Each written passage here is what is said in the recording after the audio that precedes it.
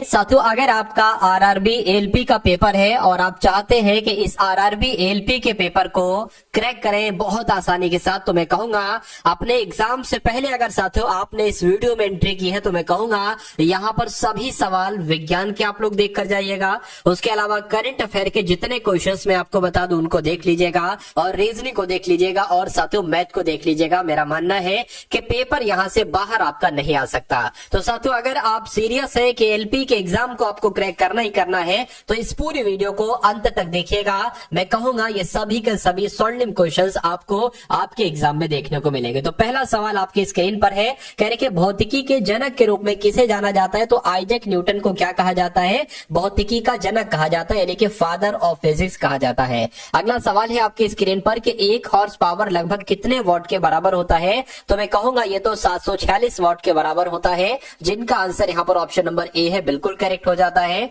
वायुमंडल में आर्द्रता को मापने के लिए किस यंत्र का इस्तेमाल किया जाता है? तो आपको साथियों मालूम होना चाहिए हाइग्रोमीटर का इस्तेमाल कहां पर किया जाता है? वायुमंडल में आर्द्रता को मापने के लिए हाइग्रोमीटर का इस्तेमाल किया जाता है। लेकिन अगर साथियों हाइड्रोमीटर, देखिए हाइग्रोमीटर अलग है। हाइड्रोमीटर अगर आपसे पूछा जाए तो आपेक्षिक घनत्व को मापने के लिए हाइड्रोमीटर का इस्तेमाल किया जाता है। बैरोमीटर की अगर साथियों बात करते हैं ना तो वायुमंडलीय दाब को मापने के लिए किसका इस्तेमाल किया जाता है? बैरोमीटर का। और जो साथियों उच्च तापमान अगर मापना हो, क्या उच्च तापमान को चेक करना हो तो पायरोमीटर का इस्तेमाल करते हैं, ये भी आपको मालूम होना चाहिए। उसके बाद देखिए प्रतिरोध की एसआई इकाई क्या है? देखिए साइंस के विज्ञान के सभी टॉपिक्स को साथियों मैंने इस वीडियो में कंप्लीट किया है। तो टॉपिक बाय टॉपिक साथियों ये क्वेश्चंस आपके सामने आएंगे। इसमें फिजिक्स है, इसमें केमिस्ट्री है, इसमें बायो है। तो पूरे 50 क्वेश्चंस हम लोग देखेंगे साइंस यानी कि विज्ञान के। उसके बाद साथियों कुछ इंपॉर्टेंट क्वेश्चंस हम लोग देखेंगे करंट अफेयर के, उसके बाद रीजनिंग के और उसके बाद मैथ के। ये वीडियो मैंने बहुत छोटी रखी है, लेकिन इस वीडियो में जो आपको कंटेंट मिलेगा मेरा मानना है कि वो कंटेंट आपके एग्जाम को साथियों क्रैक करने के लिए काफी होगा। तो यहां पर अगर बात करें करके प्रतिरोध की एसआई इकाई क्या होती है, तो मैं कहूंगा प्रतिरोध की एसआई इकाई क्या होती है साथियों? ओम होती है। आंसर आपका ऑप्शन नंबर बी हो जाता है। चलिए यहां पर अगर बात करें साथियों फैराडे की, जब हम बात करते हैं तो ये विद्युत धारिता का मात्रक है। अगर आपसे पूछे कि विद्युत धारिता का मात्रक क्या विद्युत धारिता का मात्रक अगर आपसे पूछे तो आपको फैराडे बता देना है, ठीक है ना। अगर आपसे साथियों पूछा जाए कि विद्युत विभव का मात्रक क्या है, क्या विद्युत विभव का मात्रक साथियों वोल्ट होता है। और विद्युत धारा की जब हम बात करते हैं तो इसका साथियों मात्रक क्या होता है मुझे बता दीजिए? विद्युत धारा का एम्पियर होता है। तो कुल मिला के जितनी चीजें मैंने आपको बताई है उतनी चीजें आपको मालूम होना चाहिए। अगला सवाल देखिए, निम्नलिखित में से किसके पास गुरुत्वाकर्षण नहीं है? देखिए गुरुत्वाकर्षण बल, ग्रेविटी अगर बात करें जैसे कि मान लीजिए ये साथियों पृथ्वी है और ये मान लीजिए हम है, ये आप है। अगर आपको यहां पर से साथियों फेंका जाता है या किसी भी चीज को फेंका जाता है तो ये पृथ्वी की तरफ आती है। ये बल गुरुत्वाकर्षण बल कहलाया जाता है। अगर किसी को यहां से फेंका जाता है तो ये पृथ्वी पर ही गिरेगा, ये इसका बल है। तो मैं कहूंगा ये चीज पृथ्वी में है, ये चीज शुक्र में भी है, ये चीज शनि ग्रह में भी है, लेकिन कृत्रिम ग्रह में साथियों उपग्रह में ये चीज नहीं है। यानी कि गुरुत्वाकर्षण बल कृत्रिम उपग्रहों के पास नहीं होता है। तो कुल मिला के जिनका भी आंसर ऑप्शन नंबर डी के साथ है बिल्कुल करेक्ट है। अगला सवाल आपके स्क्रीन पर है, कह रहे तरंग दैर्घ्य की इकाई क्या होती है? तो तरंग दैर्घ्य की इकाई साथियों मीटर यहां पर हम लोग कह सकते हैं। चलिए उसके बाद देखिए कह रहे ध्वनि निम्नलिखित में से किस माध्यम में यात्रा नहीं कर सकती बताइए? तो ध्वनि की अगर बात करें ध्वनि निर्वात में साथियों नहीं कर सकती यात्रा। तो इस प्रकार आपका राइट आंसर अगर है ऑप्शन नंबर किसके साथ? ऑप्शन नंबर बी के साथ। तो मैं कहूंगा बिल्कुल करेक्ट है। चलिए ध्वनि अगर साथियों जाना है तो उसके लिए ठोस द्रव गैस कोई माध्यम होना चाहिए। स्पष्ट आकाश का नीला रंग किसके कारण होता है? तो आपको मालूम होना चाहिए। देखिए यहां पर मैं आपको बता देता हूं कि आपको कंफ्यूजन ना हो जाए। प्रकाश का प्रकीर्णन इसका आंसर होना चाहिए। क्या साथियों?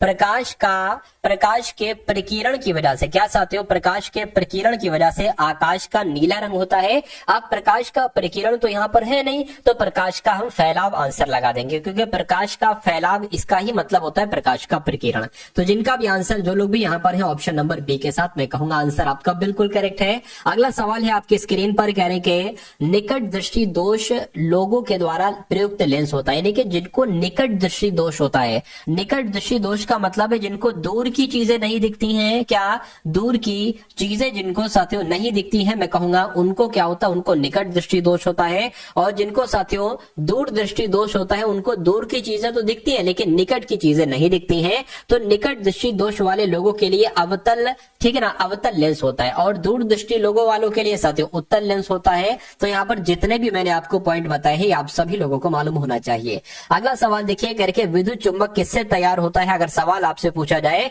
तो नरम लोहे से तैयार होता है विद्युत चुंबक। उसके बाद देखिए, कह रहे कि अल्बर्ट आइंस्टीन को किसके लिए नोबेल पुरस्कार से सम्मानित किया गया था? तो आपको मालूम होना चाहिए फोटो इलेक्ट्रिक प्रभाव के नियम की जब हम बात करते हैं तो फोटो इलेक्ट्रिक प्रभाव के लिए साथियों आइंस्टीन को सम्मानित किया गया था नोबेल पुरस्कार से। आंसर अगर आपका है ऑप्शन नंबर ए तो बिल्कुल करेक्ट है। अगला सवाल है आपकी स्क्रीन पर, कह रहे कि न्यूक्लियर बम बनाने के लिए किसका उपयोग किया जाता है? यह क्वेश्चन बहुत इंपॉर्टेंट है। डबल स्टार लगाकर साथियों, ट्रिपल स्टार लगाकर इसको लिखें क्योंकि ये आपके एग्जाम में इस बार सवाल पूछा जाएगा कि न्यूक्लियर बम बनाने में किसका उपयोग किया जाता है? तो यूरेनियम का साथियों उपयोग किया जाता है। उसके बाद देखिए, एक्सरे का आविष्कार किसके द्वारा किया गया था? तो एक्सरे का आविष्कार किसके द्वारा किया गया था साथियों? इनके अगर नाम की बात करते हैं तो इनका नाम है साथियों रोएंटजन। रोएंटजन यानी कि विलियम के रोएंटजन के द्वारा ही एक्सरे का आविष्कार किया गया था, आपको मालूम होना चाहिए। उसके बाद देखिए, अगला सवाल है, कह रहे निम्नलिखित में से वो कौन सी पहली मिसाइल है जिसे भारत में विकसित किया गया था? तो जिसे भारत में विकसित किया गया था वो पहली मिसाइल साथियों कौन सी है? पृथ्वी है। ये आप सभी लोगों को मालूम होना चाहिए। आंसर अगर आपका है ऑप्शन नंबर बी के साथ तो मैं कहूंगा आंसर आपका बिल्कुल करेक्ट है। भारी जल की खोज साथियों किसने की थी आपको बताना है। तो मैं कहूंगा साथियों यूरे के द्वारा ही भारी जल की खोज की गई थी। अगर आपसे पूछा जाए कब की गई थी तो 1931 में की गई थी। अगला देखिए, कह रहे एक्सरे की खोज किसने की थी साथियों? एक्सरे की खोज किसने की थी? अभी मैंने आपको बताया साथियों रोंटजन के द्वारा ही, यानी कि डब्ल्यू के रोंटजन के द्वारा ही एक्सरे की खोज की गई थी। अगला सवाल है, नॉन स्टिक खाना पकाने के बर्तन लेपित होते हैं, यानी कि किससे लेपित होते हैं? इनमें से किसी से नहीं, टेफ्लॉन से, पीवीसी से, काले रंग से। यह सवाल साथियों बहुत बार आपके एग्जाम में पूछा जा चुका है। मैं कहूंगा कि नॉन स्टिक खाना पकाने वाले बर्तन टेफ्लॉन से लेपित होते हैं। इस पर खाना जलता नहीं है। क्यों? क्योंकि टेफ्लॉन इस पर लेपित होता है। उसके बाद देखिए, निम्नलिखित में से कौन सा रासायनिक परिवर्तन है? तो आपको बताना है कि इसमें से कौन सा रासायनिक परिवर्तन है साथियों, फटाफट यहां पर आप लोग बता दीजिए। देखिए यहां पर अगर बात करते हैं, देखिए पटाखों का जलना क्या है? पटाखों का जलना एक रासायनिक परिवर्तन है। अगर आपसे पूछे कि जो लोहे पर जंग लग जाता है, क्या साथियों लोहे पर जो जंग लग जाता है ना, ये भी एक रासायनिक परिवर्तन ही होता है।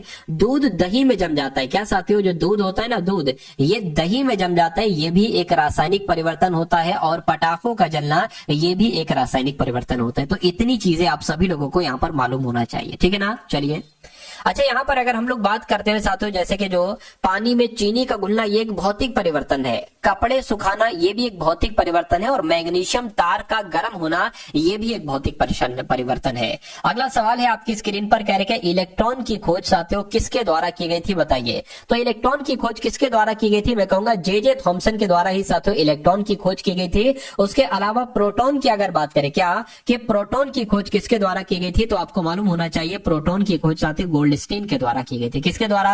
गोल्डस्टीन के द्वारा की गई थी। अगर आपसे पूछा जाए साथियों न्यूट्रॉन की खोज किसके द्वारा की गई थी, तो चैडविक के द्वारा न्यूट्रॉन की खोज की गई थी। ये भी आपको मालूम होना चाहिए। और अगर आपसे पूछा जाए नाभिक की खोज किसके द्वारा की गई थी, तो रदरफोर्ड के द्वारा नाभिक की खोज की गई थी। और इलेक्ट्रॉन की खोज मैंने आपको बता दिया जे थॉमसन के द्वारा की गई थी।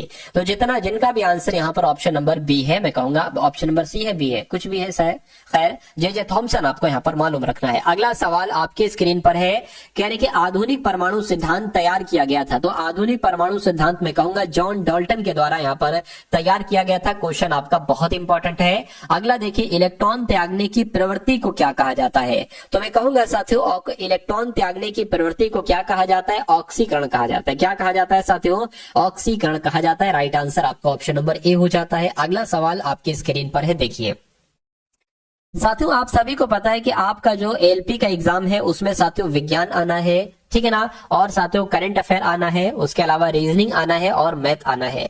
तो जब तक आपका एग्जाम है साथियों, जब तक आपका एग्जाम है, मैं कहूंगा इन सभी क्लासेस को आप लोग देखते रहिए। मेरा मानना है कि आपका एग्जाम बहुत आराम से क्रैक हो जाएगा, ठीक है ना। और जो भी एनालिसिस आएगा उसको भी साथियों देखिएगा। इसलिए अगर चैनल पर आप लोग नए हैं तो चैनल को साथियों सब्सक्राइब कर लीजिए, यानी कि टारगेट सिलेक्शन को सेव करके रख लीजिए, क्योंकि आपके एग्जाम को क्रैक करवाने में इस चैनल की एक बहुत बड़ी अपनी अहम भूमिका होगी। उसके अलावा अगर आपने अभी तक इस वीडियो को लाइक नहीं किया तो मैं रिक्वेस्ट करता हूं कि वीडियो को भी लाइक कर दीजिए।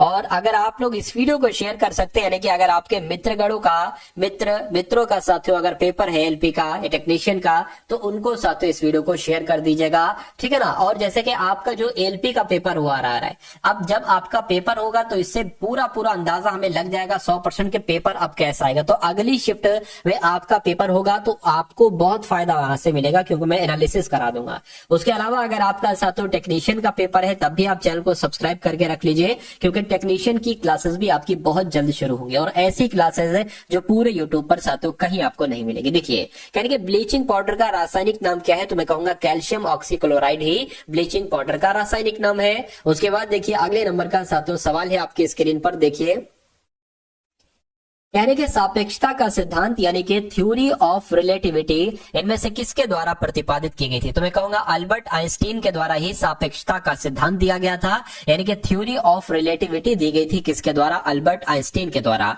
उसके बाद देखिए जो जल है ना, जल में हाइड्रोजन और ऑक्सीजन का अनुपात भार कितना होता है, तो मैं कहूंगा साथियों अगर हाइड्रोजन क्या है, अगर हाइड्रोजन साथियों 1 है तो ऑक्सीजन 8 होगी, यानी कि हाइड्रोजन और ऑक्सीजन का अनुपात जो होता है वो 1:8 होता है।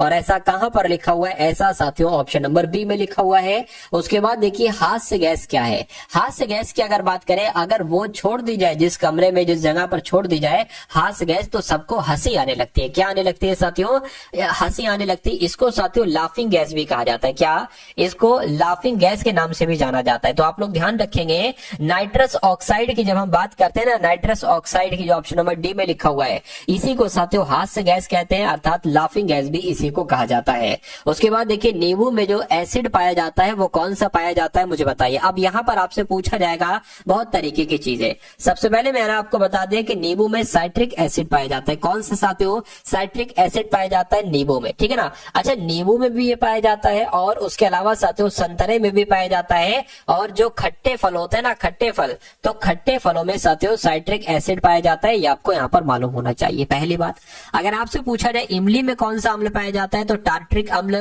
जो है ना इमली में पाया जाता है, ठीक है। टार्ट्रिक एसिड इमली में पाया जाता है। मौलिक एसिड की अगर बात करें और मौलिक अम्ल की बात करें तो ये साथियों सेब में पाए जाते हैं। कहां पर, सेब में पाए जाते हैं। और दूध में साथियों कौन सा एसिड पाया जाता है, तो लैक्टिक एसिड, ये आपका दूध में पाया जाता है। तो जितनी जानकारी मैंने आपको बताई साथियों उतनी आप लोग ध्यान रखेंगे। उसके बाद देखिए अगला सवाल है कि इनमें से कौन सा लोहे का सबसे शुद्ध रूप है, बताइए। तो ये सवाल आपसे कई बार पूछा जा चुका है कि जो पिटवा लोहा होता है, पिटवा लोहा ये लोहे का साथियों सबसे शुद्ध रूप होता है। अगर कभी एग्जामिनर पिटवा लोहा ना दे ऑप्शन में, तो अगर गड़ा हुआ लोहा दे, क्या साथियों गड़ा हुआ लोहा दे, तो वो आपका राइट आंसर हो जाएगा। यानी कि गड़ा हुआ लोहा लोहे का सबसे शुद्ध रूप माना जाता है, या पिटवा लोहा भी आंसर हो सकता है। उसके बाद देखिए कह रहे हैं निम्नलिखित में से कौन सी धातु मानव ने सबसे पहले साथियों प्रयुक्त की थी, यानी कि किसका इस्तेमाल मानव ने सबसे पहले शुरू किया, तो मैं कहूंगा तांबे का इस्तेमाल मानव ने सबसे पहले शुरू किया। आंसर आपका ऑप्शन नंबर बी के साथ जाएगा।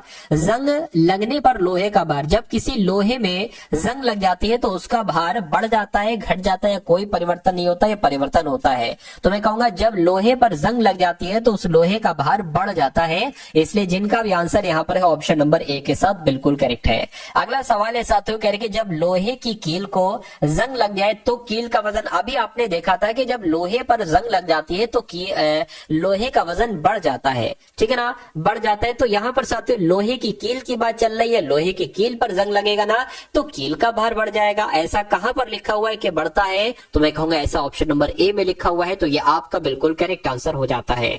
उसके बाद देखिए कह रहे जब अंगूर की खेती करने को या संवर्धन को निम्नलिखित में से किस नाम से जाना जाता है, बताइए।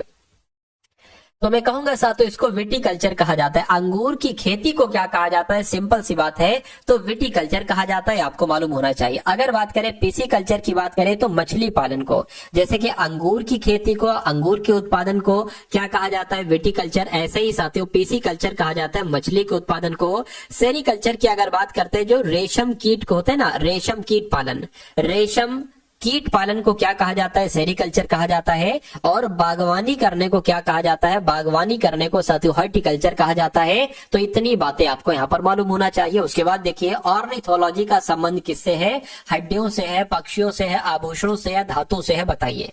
तो मैं कहूंगा साथियों कि ऑर्निथोलॉजी की जब हम बात करते हैं साथियों, पक्षियों के अध्ययन को कहा जाता है, क्या, पक्षियों के अध्ययन को साथियों ऑर्निथोलॉजी कहा जाता है, ठीक है ना। और भूकंपों के अध्ययन को क्या कहा जाता है, सिस्मोलॉजी कहा जाता है। क्या साथियों, भूकंप के अध्ययन को क्या कहा जाता है, सिस्मोलॉजी कहा जाता है। यानी कि इतनी जानकारी आपको मालूम होना चाहिए भाई, बहुत बढ़िया, वेरी गुड क्लास। चलिए साथियों अब उसके बाद देखते हैं नेक्स्ट नंबर का सवाल है, करके कोशिका में इनमें से कौन सी पाचन थैली कहलाई जाती है। यानी कि अगर बात करते हैं यहां पर, अगर साथियों हम लोग बात करते हैं कि जो लाइसोसोम होता है, ठीक है, कोशिका में जो लाइसोसोम है ये पाचन थैली कहलाई जाती है। राइट आंसर आपका डी के साथ जाएगा। पादप कोशिका भित्ति निम्नलिखित में से किससे बनी होती है, तो पादप कोशिका भित्ति साथियों सेल्यूलोज की बनी होती है, ये आपको मालूम होना चाहिए। सही जवाब आपका ऑप्शन नंबर बी हो जाता है। अगला देखिए, कह रहे कि रेगिस्तान का जहाज किस जानवर को कहा जाता है। तो रेगिस्तान का जहाज साथियों किस जानवर को कहा जाता है, ये तो आपको मालूम होना चाहिए। ऊंट को क्या कहा जाता है, ऊंट को ही रेगिस्तान का जहाज कहा जाता है। अगला देखिए, कह रहे कि हाइपोक्सीमिया, क्या साथियों हाइपोक्सीमिया ये क्या है, तो क्या रक्त में ऑक्सीजन के निम्न स्तर को कहते हैं हाइपोक्सीमिया। बिल्कुल साथियों, पहला पढ़ा और पहला ये आपका राइट आंसर हो गया। यानी कि हाइपोक्सीमिया क्या कहलाया जाता है, तो रक्त में ऑक्सीजन के निम्न स्तर को हाइपोक्सीमिया ही कहा जाता है। रक्त का पीएच मान साथियों कितना होता है, फटाफट मुझे बताइए। तो मैं कहूंगा 7.4 ये क्या होता है, ये रक्त का पीएच मान होता है। जिनका भी आंसर यहाँ पर ऑप्शन नंबर बी के साथ है, बिल्कुल करेक्ट है। उसके बाद देखिए रक्त समूह यानी कि ब्लड ग्रुप ओ की जब हम बात करते हैं तो इसको क्या कहा जाता है, सार्वजनिक दाता इसको कहा जाता है, या सार्वजनिक ग्रहणकर्ता कहा जाता है, या साथियों दोनों कहा जाता है, मुझे बताइए। पहला पॉइंट आपको मालूम होना चाहिए कि जो रक्त समूह है साथियों, रक्त समूह इसकी खोज किसके द्वारा की गई थी, तो रक्त समूह की साथियों खोज किसके द्वारा की गई थी, लैंडस्टीनर के द्वारा की गई थी। क्या लैंडस्टीनर के द्वारा ही साथियों रक्त समूह की खोज की गई थी, पहला पॉइंट आपको मालूम होना चाहिए, ठीक है ना। और रक्त समूह ओ को क्या कहा जाता है, सार्वजनिक दाता कहा जाता है। क्या रक्त समूह ओ को सार्वजनिक दाता कहा जाता है, पहला पॉइंट है। और रक्त समूह ए बी को सार्वजनिक ग्राही कहा जाता है। सार्वजनिक ग्राही किसे कहा जाता है, ए बी को कहा जाता है। तो जितनी जानकारी मैंने आपको दी इतना आपको मालूम होना चाहिए। मानव शरीर का रक्त बैंक, देखिए मैं एक क्लास में आपको मैक्सिमम चीजें देना चाह रहा हूं और वो मैं साथियों देकर रहूंगा, यानी कि मैक्सिमम चीजें आप देखेंगे। अगर आप इस क्लास के रीजनिंग के सभी सवालों को देख लेते हैं तो मेरा मानना है कि सभी टॉपिक्स को कंप्लीट किया गया है उन एक एक क्वेश्चंस के माध्यम से, और सभी प्रश्न साथियों तराशे हुए हैं। यानी कि एक एक गोल्डन क्वेश्चन है, ये समझ लीजिए, जो आपको आपके एग्जाम में डायरेक्ट देखने को मिलेगा। तो मानव शरीर का रक्त बैंक को साथियों क्या, यानी कि प्लीहा को कहा जाता है। क्या मानव शरीर का रक्त बैंक, तो मैं कहूंगा बिल्कुल प्लीहा को ही कहा जाता है मानव शरीर का रक्त बैंक। उसके बाद देखिए ईसीजी का प्रयोग किस रोग के निर्णय के लिए किया जाता है, तो मैं कहूंगा साथियों हृदय की कमजोरी जब किसी को हो जाती है तो ईसीजी का एक टेस्टिंग होती है साथियों, टेस्ट होता है ईसीजी, ठीक है ना। चलिए, और इसकी फुल फॉर्म की अगर बात करें तो इलेक्ट्रोकार्डियोग्राफी भी कहते हैं, इलेक्ट्रोकार्डियोग्राम भी कहा जाता है। दोनों बातें आपको यहाँ पर मालूम होना चाहिए। यूरिया, मनुष्य में यूरिया किस में बनता है बताइए, तो ये तो साथियों यकृत में बनता है। कहां पर बनता है मनुष्य में यूरिया, यकृत में बनता है। निम्नलिखित में से कौन मानव शरीर की सबसे छोटी हड्डी है, तो मैं कहूंगा जो स्टेपीज होती है साथियों, स्टेपीज ये सबसे छोटी हड्डी होती है। ये कहां पर होती है साथियों, कान में होती है, ये आपको मालूम होना चाहिए। अगला देखिए हार्मोन इंसुलिन हमारे शरीर में किस ग्रंथि द्वारा निर्मित होता है, तो किस ग्रंथि द्वारा निर्मित होता है, अग्न्याशय ग्रंथि द्वारा निर्मित होता है। उसके बाद देखिए इंसुलिन के अतिस्रवण से कौन सा रोग होता है, तो इंसुलिन के अतिस्रवण से साथियों कौन सा रोग होता है, आप लोग ध्यान रखेंगे साथियों हाइपोग्लाइसीमिया रोग होता है। राइट आंसर आपका ऑप्शन नंबर बी के साथ जाना चाहिए। निम्नलिखित में से कौन शरीर निर्माण आहार है, तो इनमें से कौन सा शरीर का निर्माण करने वाला आहार है, तो मैं कहूंगा प्रोटीन आपका बिल्कुल करेक्ट आंसर हो जाता है। अगला देखिए संतरे में बहुतायत मात्रा में होता है, तो संतरा तो विटामिन सी का साथियों एक तरीके से विटामिन ए नहीं विटामिन सी पाया जाता है, ठीक है ना। विटामिन सी कहां पर लिखा हुआ है, ऑप्शन नंबर ए में लिखा हुआ है। उसके बाद देखिए साथियों, एस्कॉर्बिक अम्ल कहते हैं इसको, यानी कि स्थानबद्ध पुरुषों और महिलाओं के द्वारा दैनिक कैलोरी ग्रहण कितना होना चाहिए। तो कितना होना चाहिए आपसे पूछा जा रहा है, मैं कह सकता हूं 1600 से 2400 के बीच होना चाहिए। राइट आंसर आपका ऑप्शन नंबर डी है। मलेरिया की दवा कुनैन किस वृक्ष से प्राप्त की जाती है? तो ये एग्जाम में सैकड़ों बार सवाल आ चुका है। सिनकोना से प्राप्त की जाती है। रक्त कैंसर को कहा जाता है। तो रक्त कैंसर को साथियों क्या ल्यूकेमिया कहा जाता है। ल्यूकेमिया कहां पर लिखा हुआ है? ऑप्शन नंबर सी में लिखा हुआ है। अगला देखिए, निम्नलिखित में से कौन सा मच्छर से उत्पन्न रोग नहीं है? तो मैं कहूंगा साथियों यहाँ पर डेंगू मच्छर से होता है, ठीक है ना। जीका नाम का रोग भी मच्छर से होता है, चिकनगुनिया भी मच्छर से होता है, लेकिन रिंग वर्म यानी कि दाद ये मच्छर से साथियों नहीं होता है, ये आपको मालूम होना चाहिए, ठीक है ना। चलिए, तो जिनका भी आंसर यहाँ पर ऑप्शन नंबर डी के साथ है, मैं कहूंगा आंसर आपका बिल्कुल करेक्ट है। उसके बाद देखिए साथियों, अब यहाँ पर आपके सामने करंट अफेयर के क्वेश्चंस ओपन हो चुके हैं, यानी कि करंट अफेयर के जो टॉप लेवल के क्वेश्चंस हैं उन सभी क्वेश्चंस को हम लोग देखेंगे। तो मैंने आपका समय बचाने के लिए जो राइट आंसर है उसको साथियों रेड करवा दिया, ठीक है ना। तो आप लोग याद रखेंगे, आपके एग्जाम में पूछा जाएगा कि गंगा उत्सव 2024 कहां पर मनाया गया है? तो हरिद्वार में मनाया गया है। उसके बाद देखिए, किस राज्य सरकार ने विशेष शिक्षा जोन बनाए जाने की घोषणा की है? तो मैं कहूंगा उत्तर प्रदेश सरकार ने ही विशेष शिक्षा जोन बनाने की घोषणा की है। उसके बाद देखिए, अगला सवाल है कि किसे द हैरी मिशेल अवार्ड मिला है? तो मैं कहूंगा इनका नाम है विभव कुमार तालुकदार और इनको द हैरी मिशेल अवार्ड दिया गया है। अगला देखिए, कह रहे कि मिस ग्रैंड इंटरनेशनल का खिताब जीतने वाली पहली महिला कौन बनी है? तो रेचल गुप्ता ही मिस ग्रैंड इंटरनेशनल का खिताब जीतने वाली पहली महिला बनी है, आपको मालूम होना चाहिए। साथियों यहां पर अगर बात करें साथियों, देखिए श्री श्री रविशंकर को अपना सर्वोच्च नागरिक पुरस्कार प्रदान किया गया है। तो किस देश ने साथियों? फिजी देश ने श्री श्री रविशंकर को अपना सर्वोच्च नागरिक पुरस्कार प्रदान किया है। अगला देखिए, कह रही भारत ने सुल्तान जौहर कप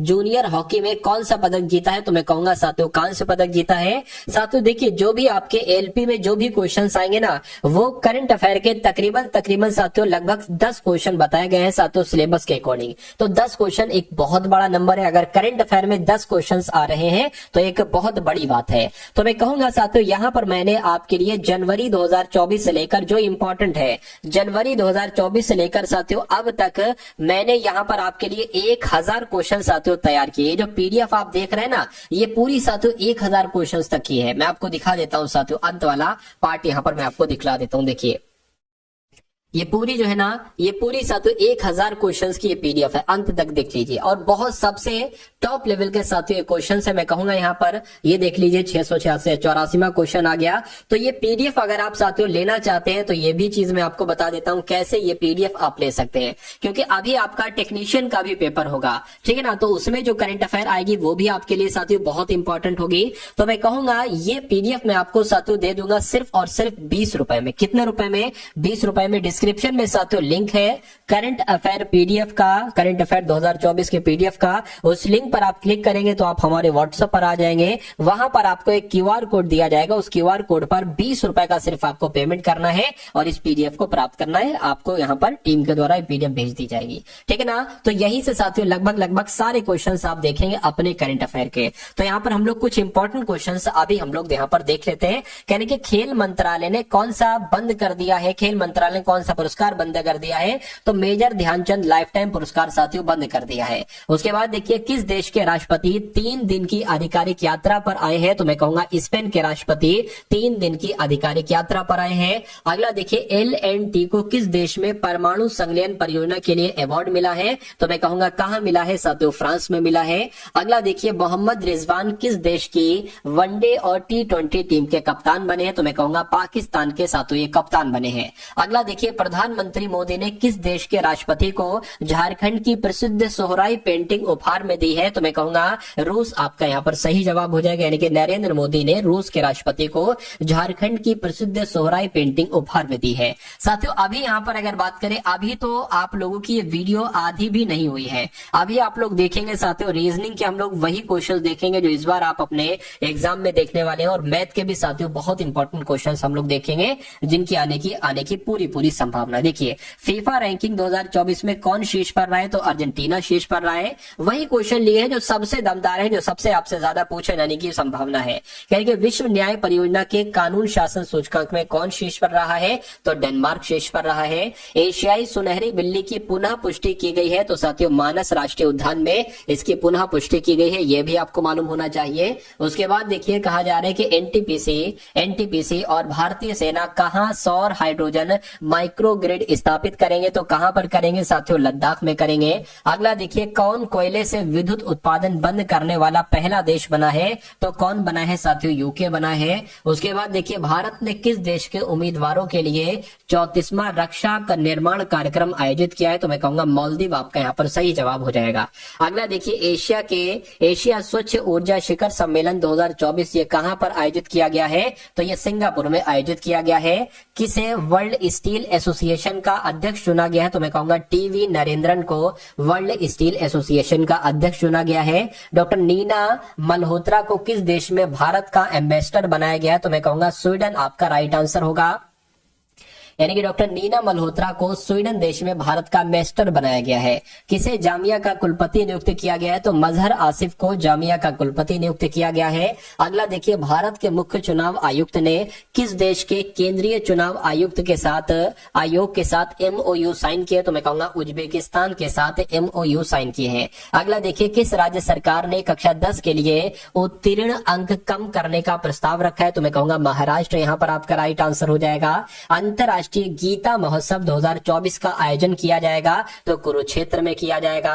उसके बाद देखिए जारी फीफा रैंकिंग 2024 में कौन शीर्ष पर रहा है, हम लोग देख चुके हैं अर्जेंटीना शीर्ष पर रहा है। अगला देखिए एयरबेस ने कहा नए भारतीय मुख्यालय और प्रशिक्षण केंद्र का उद्घाटन किया है, तो नई दिल्ली में किया है। उसके बाद देखिए महात्मा गांधी नेतृत्व पुरस्कार से किसको सम्मानित किया गया है, तो दारा सिंह खुराना को सम्मानित किया गया है महात्मा गांधी नेतृत्व पुरस्कार से। अगला सवाल है कह रहे लुआंग कुओंग को किस देश का राष्ट्रपति नियुक्त किया गया है, तो मैं कह सकता हूं साथियों ये लुआंग कुओंग ये वियतनाम के राष्ट्रपति बने हैं। अगला देखिए कह रहे डॉक्टर नीना मल्होत्रा को किस देश में भारत का एम्बेसडर नियुक्त किया गया है, तो स्वीडन में साथियों नियुक्त किया गया है, ये भी आपको मालूम होना चाहिए। किस देश के चांसलर भारत की आधिकारिक यात्रा पर आए हैं, तो जर्मनी के साथियों जर्मनी देश के चांसलर भारत की आधिकारिक यात्रा पर आए हैं।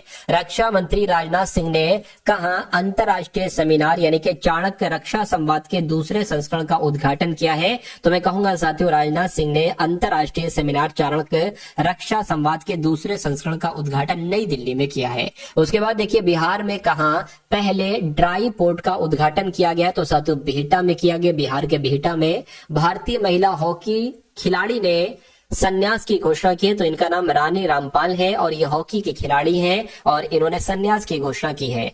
वर्ल्ड हेल्थ ऑर्गेनाइजेशन ने किसे मलेरिया मुक्त घोषित किया है, तो मैं कहूंगा मिस्र देश को मलेरिया मुक्त घोषित किया है। भारत और पाकिस्तान ने करतारपुर कॉरिडोर को कब तक बढ़ाया है, तो 2029 तक बढ़ाया है, ये भी आपको मालूम होना चाहिए। गोल्फ महिला इंडियन ओपन 2024 के 16वें संस्करण की मेजबानी कौन करेगा, तो साथियों गुरुग्राम करेगा, आंसर आपका बी हो जाएगा। जस्टिस याहिया आफरीदी किस देश के नए चीफ जस्टिस नियुक्त किए गए हैं, तो मैं कहूंगा पाकिस्तान के साथियों नियुक्त किए गए हैं। चलिए उसके बाद देखिए कह रहे कि किसने 24वीं राष्ट्रीय पैरा तैराकी चैंपियनशिप जीती है, तो मैं कहूंगा कर्नाटक यहाँ पर आपका राइट आंसर हो जाएगा। यानी कि किस देश के भारतीय दूतावास में प्रवासी परिचय 2024 कार्यक्रम का आयोजन किया जा रहा है, तो सऊदी अरब यहाँ पर आपका राइट आंसर होगा। उसके बाद देखिए किस देश के राष्ट्रपति ने अपने देश में यूपीआई शुरू करने का निर्णय लिया है, तो मैं कहूंगा मालदीव देश के राष्ट्रपति ने अपने देश में यूपीआई शुरू करने का निर्णय लिया है। कौन सी राज्य सरकार विकलांग लोगों के लिए विशेष अदालतें स्थापित करेगी, तो मैं कहूंगा दिल्ली राज्य सरकार विकलांग लोगों के लिए विशेष अदालतें स्थापित करेगी। लुआंग कुओंग को किस देश का राष्ट्रपति नियुक्त किया गया है, तो म्यांमार के साथियों ये राष्ट्रपति बने हैं। उसके बाद देखिए अगला सवाल है कह रहे कि भारत किस राज्य में नई मिसाइल परीक्षण रेंज विकसित करेगा, तो आंध्र प्रदेश में करेगा। कहां पर साथियों, आंध्र प्रदेश में करेगा। संस्कृति और एकता का प्रतीक फूल वालों की सौर उत्सव कहां पर शुरू हुआ है, तो यह साथियों नई दिल्ली में शुरू हुआ है, आपको मालूम होना चाहिए। कौन कर्मचारी चयन आयोग यानी कि एसएससी स्टाफ सिलेक्शन कमीशन के अध्यक्ष बने हैं? तो एस गोपाल कृष्णन ही कर्मचारी चयन आयोग के अध्यक्ष बने हैं। किसने बीएसएनएल का नया लोगो लॉन्च किया है? तो मैं कहूंगा ज्योतिरादित्य सिंधिया ने बीएसएनएल का नया लोगो लॉन्च किया है। कहने कि कौन गूगल के नए सीटीओ बने हैं? तो साथियों प्रभाकर राघवन ही गूगल के नए सीटीओ बने हैं, ये आपको मालूम होना चाहिए। किसे कालिदास सम्मान पुरस्कार प्रदान किया जाएगा? तो रघुपति भट्ट जी को कालिदास सम्मान पुरस्कार दिया जाएगा। किस राज्य ने यातायात नियमों के उल्लंघन पर नजर रखने के लिए सिटीजन सेंटिनल ऐप लॉन्च किया है? तो मैं कहूंगा केरल के द्वारा लॉन्च किया गया। आंसर आपका बी हो जाता है। अगला देखिए, भारत ने किस देश के बागान शिक्षा को बढ़ावा देने के लिए ग्रांट को दोगुना किया है? तो मैं कहूंगा श्रीलंका आपका राइट आंसर यहां पर हो जाता है। अब उसके बाद देखिए यहाँ पर साथियों आपके रीजनिंग के क्वेश्चन शुरू हो चुके हैं, तो बहुत टॉप लेवल के मैं कहूंगा, अगर जहां पर जितने क्वेश्चन मैं आपको यहाँ पर साथियों करा दो रीजनिंग के, इन क्वेश्चंस को आप देखिएगा, बहुत अच्छे तरीके से देखिएगा। यहाँ से आपको कई सारे क्वेश्चंस डिक्टो देखने को मिलेंगे। तो पहला सवाल है, कह रहे 4 अक्षर समूह दिए गए, यानी कि 4 ऑप्शन आपको दिए गए हैं, जिनमें से 3 किसी तरह से संगत है, यानी कि 3 में एक लॉजिक लगा है, 3 समान है और एक उसमें से असंगत है, एक अलग है। तो उस अक्षर समूह का चयन करिए जो असंगत है, यानी कि जो सबसे भिन्न है, जो सबसे अलग है। देखिए इसमें हमें बताना है सबसे अलग कौन सा। एफ होता है 6 पर, एच होता है 8 पर, एल होता है 12 पर, आर होता है 18 पर, उसी प्रकार एन होता है 14 पर, पी होता है साथियों किस पर, पी की बात करें पी 16 पर होता है, टी 20 पर होता है और जेड जो होता है ना वो 26 पर होता है। उसी प्रकार डी होता है 4 पर, एफ होता है 6 पर, जे होता है 10 पर, पी होता है 16 पर। उसी प्रकार जी 7 पर होता है, आई 9 पर होता है, एम 13 पर होता है साथियों, यू 21 पर होता है। अब यहाँ पर आपको बताने के सबसे अलग लॉजिक कहाँ पर लगा हुआ है साथियों, देखिए ये 6 से 8 हुआ है, 2 बड़ा है, 8 से 12 हुआ है, 4 बड़ा है, 12 से 18 हुआ है, मैं कहूंगा 6 बड़ा है। यहाँ पर साथियों 2 बड़ा है, यहाँ पर 4 बड़ा है, यहाँ पर भी साथियों 6 बड़ा है। यानी कि जो लॉजिक यहाँ पर है वही लॉजिक यहाँ पर है। यहाँ पर साथियों 2 बड़ा है, यहाँ पर 4 बड़ा है, यहाँ पर 6 बड़ा है, यहाँ पर भी वही लॉजिक है। यहाँ पर 2 बड़ा है, यहाँ पर साथियों कितने, यहाँ पर तो और घट गया, 6 घटा दिया गया है। तो मैं कहूंगा सबसे अलग कौन सा ऑप्शन है, ऑप्शन नंबर ए वाला है। तो मैं कहूंगा कि यही आपका बिल्कुल करेक्ट आंसर हो जाता है भाई, बहुत बढ़िया, वेरी गुड क्लास। अब अगला सवाल देखिए साथियों, इस सवाल का जवाब आप कैसे दे सकते हैं मुझे बताइए। कहने के P Q R S T you और एक दीवार पर, ठीक है ना, ठीक है, यू के बाद साथ तो वी भी आएगा क्योंकि और लिखा हुआ है ना ऐसे करके। चलिए बता देते हैं हम यहाँ पर क्या लिखा हुआ, यहाँ पर वी लिखा हुआ है। तो P Q R S T U U V एक दीवार पर एक पंक्ति में पश्चिम दिशा की ओर मुंह करके खड़े, यानी कि एक यहाँ पर साथियों मान लीजिए एक पंक्ति हो गई और ये साथियों किस तरफ देख रहे हैं, सभी के सभी एक दीवार पर एक पंक्ति में पश्चिम दिशा की ओर मुंह करके खड़े हुए, यानी कि सभी का मुख किस तरफ है, इस तरफ है साथियों, सभी का मुख। कितने लोग हैं, 1 2 3 4 5 6 7 7 लोग हैं। तो साथियों 7 लोग बना लेते, 1 2 3 4 5 6 7, ये 7 लोग बन गए। तो कहा जा रहा है कि एस जो है ना, आर जो है ना, आर एस के ठीक बाईं ओर बैठा है। तो अगर यहाँ पर हम मान लीजिए यहाँ पर साथियों अगर हम बनाए तो कह रहे क्या कह रहे हैं कि एस के ठीक, एस को हम कहीं पर भी बैठा सकते हैं। एस को मान लीजिए साथियों हम यहाँ पर बैठा देते हैं, ठीक है ना, और कहा जा रहा है कि एस के ठीक है बाईं ओर, यानी कि एस का बायां इधर हो जाएगा। एस के ठीक बाईं ओर कौन बैठा है, एस के ठीक बाईं ओर आर बैठा है। तो साथियों आर यहाँ पर बैठ जाएगा, बिल्कुल सही, ये लाइन हो चुकी है आपकी। यानी कि क्यू दोनों सिरों में से एक सिरे पर बैठा है, यानी कि क्यू या तो यहाँ पर बैठा है या तो यहाँ पर बैठा है। अभी देखिए हम कह नहीं सकते ये सबसे अंतिम है, क्या पता यहाँ पर कोई और भी बैठे। चलिए तो क्यू सबसे अंतिम में बैठा है, अंतिम सिरे पर। टी उसके बगल में बैठा है, टी उसके बगल में बैठा है, ठीक है, टी उसके बगल में बैठा है। कह रहे कि वी जो है ना, वी टी और यू के बीच में है। टी और यू के बीच में कौन है साथियों, वी है। चलिए कहने के एस उत्तरी सिरे से 5वें स्थान पर बैठा है। उत्तरी सिरा अब किधर हो जाएगा साथियों, ठीक है ना, उत्तरी सिरा किधर हो जाएगा, उत्तरी सिरा ये हो जाएगा, यानी कि इसके 5वें स्थान पर बैठा है एस, यानी कि 1 2 3 4 5, यानी कि अच्छा एस तो यहाँ पर बैठा है।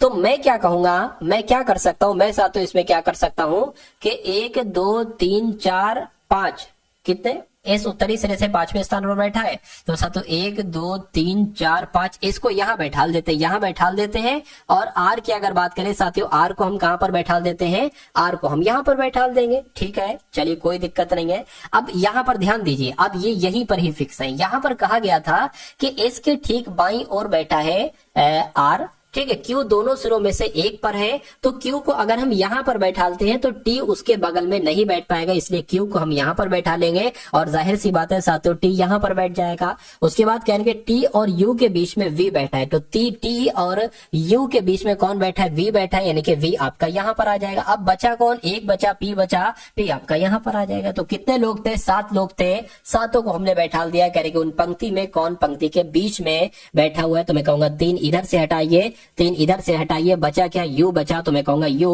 पंक्ति के बीच में बैठा है और U साथियों यहाँ पर है। तो जिनका भी आंसर यहाँ पर U आ रहा था, मैं कहूंगा आंसर आपका बिल्कुल करेक्ट हो जाता है। अगला सवाल है साथियों आपकी स्क्रीन पर, इस सवाल को देखिए और फटाफट मुझे बताइए कि आपका राइट आंसर क्या होगा। कह रहे कि TONGUE को PUHOFV लिखा जाता है, तो MASAMASTER को साथियों क्या लिखा जा सकता है? आप लोगों को यहाँ पर मुझे बताना है। चलिए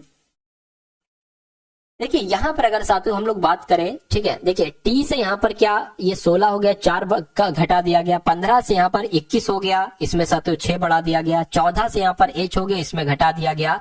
तो इसका लॉजिक साथियों मुझे कुछ समझ में नहीं आ रहा है, तो समझ में नहीं आ रहा है तो साथियों इसमें कुछ हो सकता हो और लॉजिक लग रहा हो। इसमें और कोई लॉजिक की अगर बात करें, इसको देखिए ऐसे लिखने की कोशिश करें, TONGUE और उसके अलावा इसको इसके नीचे लिख दें साथियों PUH और O और F और V। अब यहाँ पर आप थोड़ा सा अगर ध्यान दे रहे हैं तो ध्यान में आपको साथियों इतना लग रहा होगा, O होता है 15 पर, ये P हो जाएगा 16 पर होता है, T होता है 21 पर, U आ जाएगा, T होता है 20 पर, उसके अगला U हो जाएगा, मतलब O का अगला P होता है, T का अगला U होता है, G का अगला H होता है, N का अगला O होता है, E का उल्टा F होता है, उल्टा नहीं अगला, और U का अगला साथियों V होता है। तो मैं कहूंगा यही हमको चीज यहाँ पर अपनाना है। तो हम लिख लेते हैं साथियों, मास्टर लिखा हुआ है यहाँ पर MASTER लिखा हुआ है, तो A का अगला क्या होता है? B, तो B यहाँ पर आ जाएगा। अब B देखिए सिर्फ और सिर्फ ऑप्शन नंबर A में है, तो मैं कहूंगा A आपका बिल्कुल करेक्ट आंसर हो जाएगा। M का अगला N होता है और T का अगला साथियों U होता है, S का अगला क्या होता है? T होता है, R का अगला S हो जाएगा और E का अगला F हो जाएगा।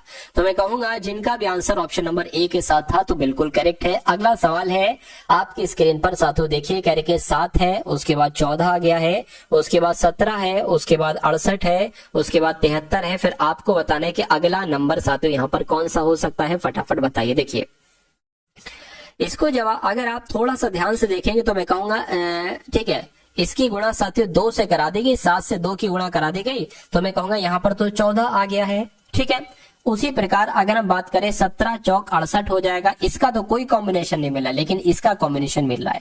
ठीक है, यहाँ पर अगर बात करें 14 से अगर हम 3 प्लस कर देते हैं तो 17 मिल जाता है। ठीक है ना, कितना मिल जाता है? 17 मिल जाता है। अगर यहाँ पर हम 5 प्लस कर देते हैं साथियों तो हमें 73 मिल जाता है। अब देखिए 2 से गुणा कराई गई, फिर 4 से गुणा कराई गई, तो मैं कहूंगा यहाँ पर अब 6 से गुणा कराएंगे, तो जब 73 की गुणा साथियों 6 से कराई जाती है, 6 3 18 हो गया, 6 7 42 हो गया और 1 43 हो गया, यानी कि क्या यहाँ पर 438 आएगा। अगर 438 ऑप्शन में है तो मैं कहूंगा हाँ यहाँ पर 438 ही आएगा, और बिल्कुल यहाँ पर ऑप्शन में भी है 438। तो जिनका भी आंसर जो लोग यहाँ पर ऑप्शन नंबर डी के साथ है, मैं कहूंगा आंसर आपका बिल्कुल करेक्ट है। उसके बाद देखिए उस विकल्प का चयन कीजिए जिसमें दी गई संख्याओं के बीच वही संबंध है जो दिए गए समुच्चयी संख्याओं के बीच में, यानी कि 9 45 10, इसके बारे में आपको यहाँ पर बताना है। बताइए। चलिए देखिए भाई यहाँ पर अगर बात करें, मतलब कहने का मतलब ये है कि जैसे 9 45 और साथियों 10 में जो संबंध है वही संबंध आपको बताने के, और किसमें आपको यहाँ पर नजर आ रहा है साथियों? बताइए। चलिए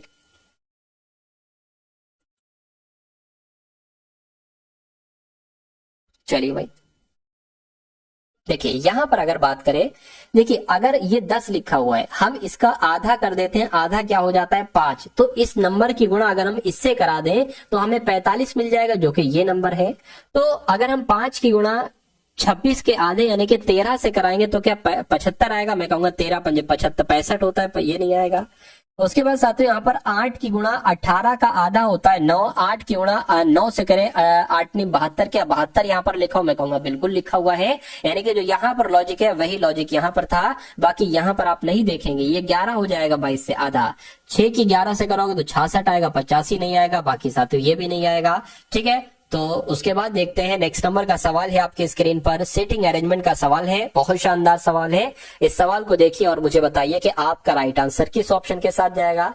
यानी कि 7 दोस्त है STUVWXY एक वृत्त के इर्द गिर्द वृत्त की ओर पीठ करके साथियों बैठे हैं। यानी कि अब ध्यान रखिए साथियों, वृत्त की ओर पीठ करके बैठे, यानी कि सबका मुंह यहाँ पर अब बाहर की तरफ है। किस तरफ है? सबका मुंह साथियों बाहर की तरफ है। 1 2 3 4 5 6 और ये 7, ठीक है।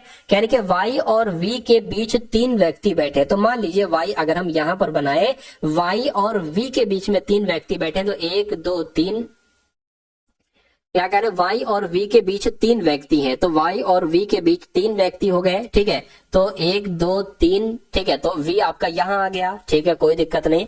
कहने के W और V के दाई, ठीक है, W जो है ना ये V के दाई और ठीक बगल में बैठा है। यानी कि V यहाँ पर V का दाया किधर हो जाएगा? इधर हो जाएगा, क्योंकि V का मुंह इस तरफ है। तो यहाँ पर W बैठ जाएगा, ठीक है ना। उसके बाद क्या कहा जा रहा है? उसके बाद साथियों कह रहे कि Y और X के बीच में U बैठा हुआ है। तो Y और X, Y ये हो गया, Y और X यहाँ पर नहीं लिख सकते, X यहाँ पर लिखेंगे। Y और X के बीच में U बैठा है तो U हमने बैठा दिया, ठीक है। अब बचा कौन साथियों? कहने के W या Y के बगल में नहीं बैठा है T, यानी कि W या Y के बगल में नहीं बैठा है T, यानी कि T यहाँ पर नहीं आएगा। तो जाहिर सी बात है T यहाँ पर आएगा। तो मैं कहूंगा यहाँ पर अब कौन बचा है? S बचा है। S आपका यहाँ पर आ जाएगा। सवाल में देखिए पूछ रहे थे कि V और X के बीच में कौन है, तो V किधर गया? V और X के बीच में कौन है? V और X के बीच में साथियों T है। तो मैं कहूंगा T आपका यहाँ पर बिल्कुल करेक्ट आंसर हो जाएगा। तो ऐसा सवाल आएंगे साथियों आप अपने एग्जाम में। इन सभी सवालों को अगर आप करना चाहते हैं तो जो कुछ आपको दिया जाए वो आप लोग साथियों याद रखेंगे। और अगर इस चैनल पर साथियों नए हैं, टारगेट सिलेक्शन चैनल पर नए हैं, तो टारगेट सिलेक्शन चैनल को जरूर सब्सक्राइब करके बेल आइकन पर क्लिक कर लीजिए। मेरा मानना है एग्जाम आपका बहुत धुआंधार होगा, ठीक है ना। चलिए अब उसके बाद देखते हैं साथियों नेक्स्ट नंबर का सवाल है आपकी स्क्रीन पर। इस सवाल को देखिए और फटाफट बताइए आंसर आपका क्या होगा। करके 4 अक्षर समूह दिए गए हैं जिसमें से 3 किसी तरह से संगत है और एक असंगत है। उस अक्षर समूह का चयन करिए जो असंगत है। तो जो सबसे अलग है वो आपको यहाँ पर बताना है। बताइए, देखिए मैं कहूंगा साथियों के की अगर बात करें तो K से N हुआ, यहाँ पर 3 बड़ा है, ठीक है ना। उसके बाद N से Q हुआ है, यहाँ पर 3 बड़ा है। Q 17 पर होता है, T 20 पर होता है, यहाँ पर भी 3 बड़ा है। और T से W हुआ है, 3 बड़ा है। उसके बाद अगर बात करें P से S हुआ है, 3 बड़ा है। S से V हुआ है, 3 बड़ा है। V से Y हुआ है, 3 बड़ा है। Y से B हुआ है, तब भी 3 बड़ा है। यहाँ पर अगर साथियों हम लोग बात करें C से G हुआ है तो ये तो 3 से 4 यानी 3 से 7 हो गया, यानी कि यहाँ पर तो 4 बढ़ गई। ये तो अलग ही लॉजिक है। यहाँ पर अगर बात करें तो 4 पर होता है, G 7 पर होता है, 3 बड़ा है। यहाँ पर भी 3, यहाँ पर भी 3 और यहाँ पर भी 3 बड़ा है। मैं कहूंगा कि ऑप्शन नंबर C वाले में साथियों कहीं पर 3 की जगह 4 बढ़ रहा था, तो इसलिए सबसे अलग जो होगा वो ऑप्शन नंबर C वाला ही हो जाएगा। उसके बाद देखिए नेक्स्ट नंबर का सवाल है। ऐसा भी साथियों एक सवाल आपसे पूछा जाता है, 100% आपसे एक ऐसा सवाल आपके ALP के एग्जाम में पूछा जाएगा। इसलिए इस सवाल को आप कैसे कर सकते हैं और बहुत जल्दी आप कैसे कर सकते हैं इसको आपको बताने। देखिए RO यहाँ पर भी है, यहाँ पर भी है, ठीक है। अच्छा देखिए RO तो बाद में आएगा, RE पहले आएगा, तो RES पहले आएगा, REP पहले आएगा, REC पहले आएगा। मैं कहूंगा REC पहले आएगा, तो ये आ गया। REP पहले आएगा ना कि ये, तो साथियों ये 4 आपका हो गया, फिर आपका 3 हो गया। और ROT पहले आएगा या ROS पहले आएगा, तो मैं कहूंगा ROS पहले आएगा, फिर साथियों ये आएगा। तो 543 21 कहां पर लिखा हुआ है? ऑप्शन नंबर A में लिखा हुआ है। उसके बाद देखिए कहने के NOSE को जैसे ENOS लिखा जाता है उसी प्रकार PROUD को क्या लिखा जा सकता है साथियों, यहाँ पर आपको बताना है। चलिए देखिए मुझे ऐसा लग रहा है कि जो यहाँ पर लेटर लिखे हुए हैं वही लेटर यहाँ पर लिखे हुए, तो इन्हीं लेटर की मदद से साथियों हमें हमारा आंसर मिल सकता है। अच्छा यहाँ पर अगर बात करें क्रम से, जैसे कि N जो होता है ना वो 14 पर होता है, O 15 पर होता है, S आपका 19 पर होता है, E 5 पर होता है। और यहाँ पर जो लिखा है वो 5 पहले लिखा है, फिर 14 लिखा है, फिर 15 लिखा है, फिर साथियों 19 लिखा है, यानी कि क्रम से लगाया गया है, आरोही क्रम से।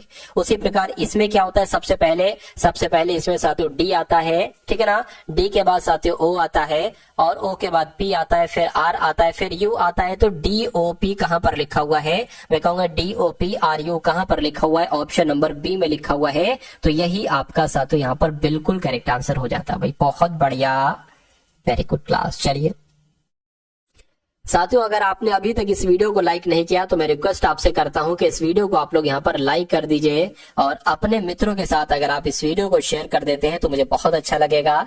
चलिए, इस सवाल की अगर बात करें, इसमें क्या है साथियों, कुछ नहीं है, थोड़ा सा बस आपको ध्यान देना है और ये सवाल आप बहुत आराम से कर डालेंगे। यानी कि एक चौकोर टाइप का कागज का टुकड़ा है, मान लीजिए, इसको 20 से फोल्ड किया जाता है, ये वाला पार्ट इसके ऊपर आ जाता है।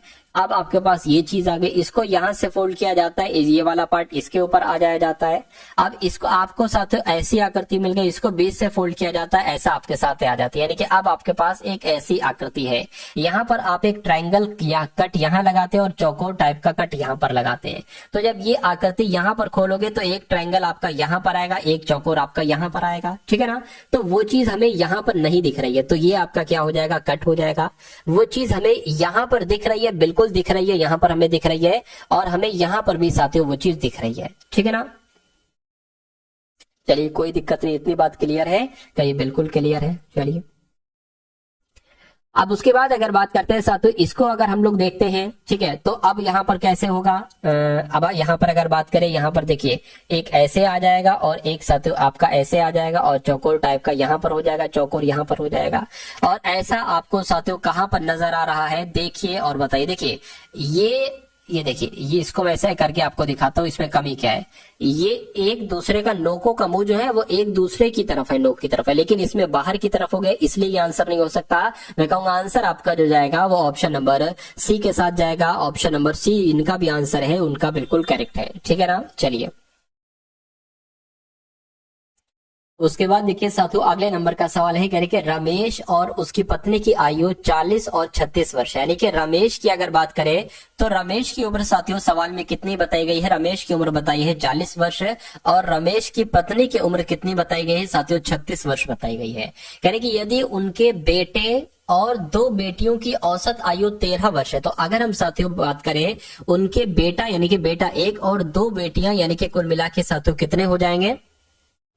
या एक काम कर लेते हैं साथियों, 13 वर्ष है, ठीक है, तो परिवार की औसत आयु यानी कि परिवार में कुल मिला के 5 लोग हैं। कैसे, 1 2 और यहाँ पर 2 बेटियां और एक बेटा, यानी कि टोटल 5 लोग हैं, ठीक है ना, 5 लोग हैं साथियों यहाँ पर। अब यहाँ पर अगर बात करें साथियों, हम बहुत आराम से निकाल सकते हैं कि अगर 2 बेटियां हैं, एक बेटा है, इन तीनों की औसत आयु 13 वर्ष है, तो इन तीनों का योग कितना होगा, 13 तिया 39 हो जाएगा। तो मैं कहूंगा बच्चों की अगर बात करें, बच्चों की आयु का योग कितना है, तो 39 है, ठीक है, और पति पत्नी का तो ये है, तो टोटल 5 लोग हैं। टोटल की पांचों की आयु का योग कितना हो जाएगा, आप लोग देख लीजिए, 6 और ये 15 हो गया आपका, ये 8 हो गया, 9 10 11 हो गया, यानी कि 115 यहाँ पर आ जाएगा। तो मैं कहूंगा ये टोटल आयु का योग हो गया और इतने लोग हैं, तो इनको आप भाग कर दोगे साथियों तो परिवार की औसत आयु आपको मालूम पड़ जाएगी। 5 दूना 10 हो गया, 5 तिया 15 हो गया, यानी कि औसत आयु साथियों कितनी निकली आपकी, 23 वर्ष निकली। तो 23 वर्ष साथियों कहां पर लिखा हुआ है, ऑप्शन नंबर ए में लिखा हुआ है। बाद देखिए अगला सवाल है, कह रहे कि 2 दर्जन केले का मूल्य कितना है, 240 रुपए है। 18 नींबू का मूल्य 90 रुपए है। तो कह रहे कि एक नींबू और एक केले का मूल्य का अनुपात क्या हो। देखिए जब 2 दर्जन केले यानी कि मैं कहूंगा 24 केले की अगर बात करें तो 24 केले का मूल्य कितना है, 240 है। तो एक केले का मूल्य कितना हो जाएगा साथियों, एक केले का मूल्य साथियों 10 रुपए हो जाएगा। मैं कहूंगा बिल्कुल एक केले का मूल्य 10 रुपए हो गया। उसी प्रकार 18 नींबू का मूल्य क्या है साथियों, 18 नींबू का मूल्य कितना है, 18 नींबू का मूल्य 90 है। तो मैं कहूंगा एक नींबू का मूल्य कितना हो जाएगा, 18 पंजे 90 यानी कि 5 रुपए हो जाएगा। तो ये हो गया साथियों एक केले का मूल्य, ये हो गया एक नींबू का मूल्य, ठीक है। या इसको ऐसे लिख सकते हैं, एक नींबू और एक केले का मूल्य पूछा जा रहा है, तो एक नींबू का मूल्य ये है, एक केले का मूल्य ये है। इसको कट करोगे 1:2 आ जाएगा, यानी कि एक नींबू और एक केले के मूल्य का अनुपात कितना आ जाएगा, 1:2 आ जाएगा। और जो कौन से ऑप्शन में लिखा हुआ है, जो ऑप्शन नंबर सी में लिखा हुआ है। चलिए अब उसके बाद देखिए अगला सवाल है आपकी स्क्रीन पर, इस सवाल को देखिए और फटाफट आप लोग बताइए कि आपका राइट आंसर यहाँ पर किस ऑप्शन के साथ जा सकता है। यानी कि यदि 20 पुरुष किसी कार्य को 36 दिन में पूरा कर सकते हैं तो उसी कार्य के 3/4 भाग को कितने पुरुष 18 दिनों में करेंगे। देखिए 20 पुरुष किसी कार्य को 36 दिन में करते हैं, किसी कार्य को, यानी कि वो काम है पूरा एक काम, ठीक है। तो कहा क्या जा रहा है साथियों, कहने के उसी कार्य के 3/4 को, अब देखिए उसी कार्य के 3/4 की अगर बात करें तो उसी कार्य के 3/4 भाग को कितने पुरुष, तो मैं कह सकता हूं इतने पुरुष 18 दिनों में करेंगे। काम कितना है 3/4, तो 3/4 साथियों नीचे आ जाएगा। ये एक काम ये पूरा है, ये 3/4 है। इसकी साथियों गुणा यहाँ पर हो जाएगी, 4 यहाँ पर आ जाएगा, यानी कि अब ये 4 यहाँ से हट चुका है। चलिए कोई दिक्कत नहीं, इतनी बात क्लियर है, ठीक है। आप कट करें साथियों, 3×6 18 आपका हो जाएगा, 6×4 24 हो जाएंगे, यानी कि 24x बराबर आपका कितना आ जाएगा 20 गुणा यहाँ पर 36 आ जाएगा। अब बात करें अगली बार में क्या हो जाएगा साथियों, अगली बार में 20 गुणा 36 हो जाएगा और इस 24 की भाग हो जाएगी नीचे, तो 24 यहाँ पर आपका आ गया। 12 दूना 24, 12 तिया 36, 2 से कट करेंगे 10 आ जाएगी, यानी कि x बराबर आपका कितना आ जाएगा 30 आ जाएगा। तो मैं कहूंगा 30, ठीक है। उसी कार्य के 3/4 भाग को 30 पुरुष 18 दिनों में करेंगे, तो 30 यहाँ पर आपका जो होगा वो बिल्कुल करेक्ट आंसर हो जाता है। उसके बाद देखिए कह रहे कि किसी पिग्गी बैंक में 1 के सिक्के, 2 के सिक्के, 5 के सिक्के, इनका जो अनुपात है वो 5:9:4 के अनुपात में, यानी कि 1 के सिक्के 5 हैं तो 2 के सिक्के 9 होंगे, 5 के सिक्के 4 होंगे। कह रहे कि यदि पिग्गी बैंक में कुल राशि 860 रुपए, तो 5 रुपए के कितने सिक्के होंगे, ये आपको यहाँ पर बताना है। देखिए 1 रुपए के एक के सभी सिक्कों का अनुपात कितना है 5 है ना, तो साथियों ये कितना हो जाएगा 5x हो गया मान लीजिए, ठीक है। और अगर बात करें 2 रुपए के सिक्कों का अनुपात कितना है साथियों 9 है, तो मैं कहूंगा देखिए ये 1 की गुणा 5 से कर दी, 5 एकम 5 हो गया, 9 की गुणा 2 से, यानी कि 9 दूना 18, 18x हो गया। और उसी प्रकार अगर बात करें, ठीक है, 5 रुपए के सिक्के का जो अनुपात है ना वो 4 है, तो मैं कहूंगा 5×4 20, यानी कि 20x हो गया। और इन सब की अगर हम बात करते हैं ना, तो इन सब की अगर बात करें साथियों, तो ये कितना बताया, ये कितना टोटल हो जाएगा, ये कितना टोटल हो जाएगा 18 और 20 कितना हो गया साथियों 38 हो गया, 38 आपका 43x हो गया। ये 43x की अगर बात करते हैं साथियों, ये 43x की अगर बात करते हैं, तो यहाँ पर ये 43x की अगर बात करते हैं साथियों, 43x जो है वो 860 के बराबर है।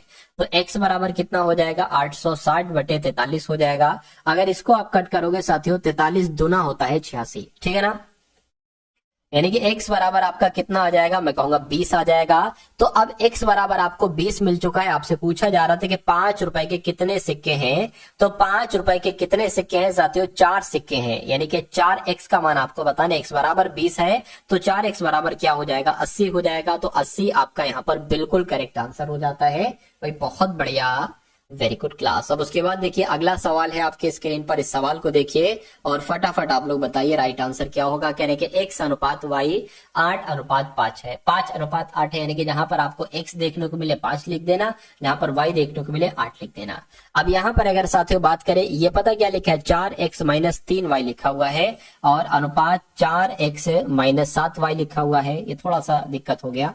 देखिए 4 गुणा x, 4 गुणा, ठीक है, 4 गुणा आपका 5 आ जाएगा, 4 गुणा आपका 5 आ गया, 3 गुणा आपका 8 आ जाएगा, 3 गुणा 8 आ गया। और यहाँ पर अगर बात करें साथियों 4 गुणा आपका क्या आ जाएगा 5 आ जाएगा और -7 गुणा आपका 8 आ जाएगा, 5 चौक आपका 20 हो जाएगा, 8 तिया 24 हो जाएगा।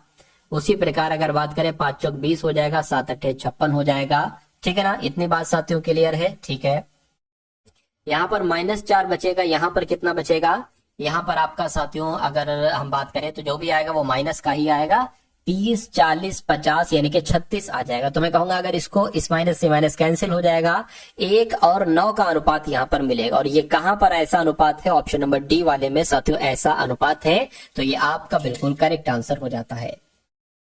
उसके बाद देखिए 16 संख्याओं का औसत यहाँ पर कितना बताया गया है 24.5 बताया गया। यदि पहली 6 संख्याओं का औसत 20.5 है और अंतिम 5 संख्याओं का औसत 32.4 है, तो शेष संख्याओं का औसत आपको बताना है, बताइए। चलिए देखिए यहाँ पर जो जो कहा जा रहा है ना वो हम लोग कर लेंगे। 16 संख्याओं का औसत कितना है, 16 संख्याओं का औसत साथियों यहाँ पर जो बताया गया है वो 24.5 बताया गया। अब हम कैलकुलेटर का इस्तेमाल करेंगे। अगर मैं आपसे कहूं कि 16 संख्याओं का कुल मिला के योग कितना होगा, तो आपको 24 गुणा 5 की गुणा 16 से करनी होगी, कितना आ जाएगा 392 आ जाएगा। यानी कि मैं कहूंगा 16 संख्याओं का कुल मिला के योग कितना हो जाएगा 392 हो जाएगा। ठीक है, ये तो 16 संख्या हो गए। पहले के जो 16 संख्याओं में से जो पहली 6 संख्याएं हैं, पहली 6 संख्याओं का औसत कितना है साथियों 20.5 है। तो अगर मैं आपसे कहूं कि पहली 6 संख्याओं का योग कितना होगा, तो 20.5 की गुणा साथियों 6 से आपको कर देना, कितना आ जाएगा 123 आ जाएगा। ठीक है ना, तो 6 संख्याओं का योग ये हो गया।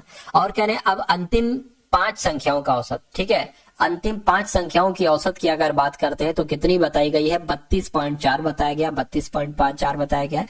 तो अगर मैं आपसे कहूं साथियों शुरू की जो अंतिम की जो 5 संख्याएं हैं इसका योग निकालिए तो 32.4 की गुणा आपको 5 से करना पड़ेगी, यहाँ पर 162 आ जाएगा।